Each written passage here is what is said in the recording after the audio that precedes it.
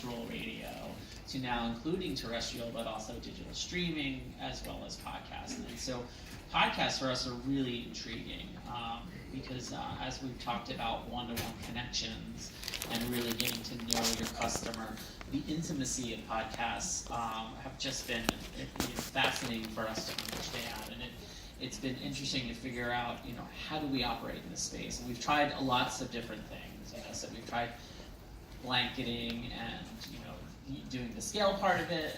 But where we've really found success is when we've integrated into select podcasts. We're able to go a little deeper, talk a little bit more about our story, and really understand the environment and work with the host to create something unique and different. And so a number of people in this room know that at National Public Media we created a studio and we produce custom audio for brands now to allow them to tell their story in a very authentic voice. And we produced a brand soundscape for American Express. Why is authenticity important for American Express?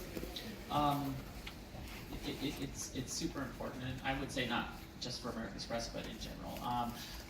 When we look at our target audience and who we're trying to go after, affluent, educated individuals, they can sniff you out very quickly if you're overly selling to them. So if you're not authentic, if you're not organic to an environment, any environment, it's very off-putting and it reflects poorly on the brand.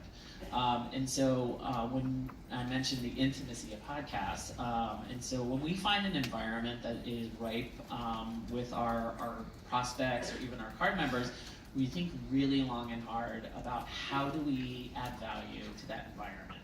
How do we get in there and really make the experience better? As opposed to selling.